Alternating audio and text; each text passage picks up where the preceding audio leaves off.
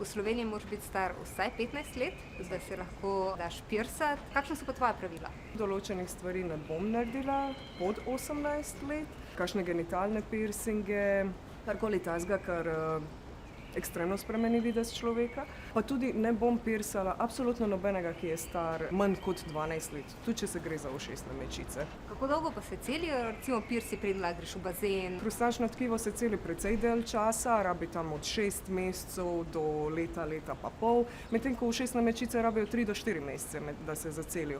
Bomo rekli, da je en tak varen okvir, 3 do 4 mesece ne iti v nič se kopati, ne samo bazene, ampak tudi morja, reke in jezera in tako naprej. Kako pa je treba negovati? 2-krat dnevno očistiti se sterilno fiziološko raztopino, vzdrževati samo čisto in suho. Naše telo zna celiti rane, ne rabi absolutno nič naše pomoči, samo vzdrževanje higiene, čas in potrpljenje. In to je to. Kaj pa potem, po postopku? Je verjetno nekaj narobe, če pirs boli? Ja, normalno je nekaj občutljivosti čutiti prvih par ur do par dni, potem so piercingi več ali manj kot modrice. Modrice, ko jih gledaš, ne bolijo, ko pritisneš na njo, zaboli in isto je s piercingi, sam od sebe nikoli ne boli, boli ob dotiku, premiku. Edina izjema tukaj je piercing v jeziku. Ta piercing je izjemno neboleč, ko ga naredimo, ne. Potem se vse skupaj ta tkiva toliko vnamejo, da zna biti kar boleče in je potrebno jemati kakšne protibolečinske tablete nekaj časa, ne. Ampak ne traja dolgo, 3 do 5 dni in to je to, ne. Kako je s kolegi med tem, ko pirsaš, lahko pridejo zraven ali ne smejo? Jaz sem totalno za to, da ljudje imajo moralno spremstvo zraven, tudi jaz ga osebno rabim, da se lahko delam cool pred nekom in da ne pokažem, koliko me je strah zares. Ampak ja, absolutno, ena oseba je vsaj v mojem studiu dobrodošla, trenutno žal ne, zaradi ukrepov, ampak ja, sicer nekdo, da te drži za rokico in je sam tam, je super. Kako se bo moral obnašati ta spremljevalca ali spremljevalka? Načeloma biti sam ena taka tiha, prijetna podpora v prostoru, ne. You got this, ne.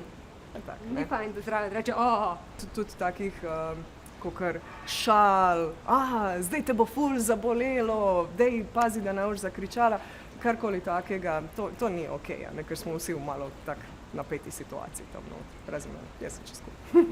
Kakšna kovina je lahko v nakitu? V naši industriji uporabljamo le ene par, čisto zaradi dostopnosti, in sicer ASTM-F-136 titan in 2195 titan, to sta 2 zlitilni titana, 18-karatno zlato, lahko tudi 14-karatno zlato, ena vrsta implant grade jekla, samo ena, pa niobi in steklo.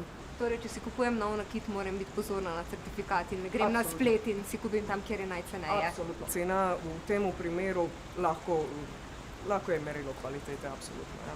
Kako se moram pripraviti pred pirsanjem? A je v redu, če nekaj popijem za pogum, ali mogoče to ni priporočljivo? V bistvu, v kakšnem stanju naj pridem k vam? Definitivno trezna, popolnoma trezna, ker konzumacija kakršnekoli teh prepovedanih substanc nam zakomplicira poseg, ne, in tudi protizakonito je. Mi ne smemo delati nobenemu, če nam prizna, da je konzumiral alkohol ali pa druge prepovedane substance za pogum, ne, ker se stvari resno lahko zakomplicirajo. Najboljše je pojesti nekaj, minimalno 1 uro pred samim prebadanjem in mogoče narediti par globokih vdihov, če je zares prepolno, ja, tako, skozi nos, ven skozi usta, ne. Kaj so še mogoče kakšne napake, ko jih ljudje počnejo, ko si želijo pirsa? V principu, bom opozorila eno stvar, zaradi katere imam največ terminov, ko moram reševati težave, in to je ali pa iskanje najcenejšega, ali pa jaz bom premagala sistem, pa se bomo pirsali pri frendih doma, ne. Vse razumem, vse lepo, divno, krasno, to je luksuzna storitev in včasih finance nam tega ne dovoljujejo zdaj ta moment, ne. Ampak absolutno se ne splača riskirati zdravje, dolgoročno, kratkoročno, zato da boš imel pač piercing. Ponavadi niso niti dobro narejeni, izgledajo grozno. In zdaj še plagi, koliko se lahko razširijo in do kakšne velikosti se nazaj zarastejo? Lahko si razširiš ušesa, kakor je koža elastična, če delaš to pravilno, pač samo elastičnost in količina tvojega tkiva bo meja, do kam lahko greš. Dokam lahko greš, pa da se stisnejo nazaj, se ne stisnejo nazaj. Konc je s tem. To ne obstaja. Brazgotina je brazgotina, eventualno se malo stisne nazaj, ampak da bi se popolnoma stisnili, kakor da tam nikoli nič ni bilo. No.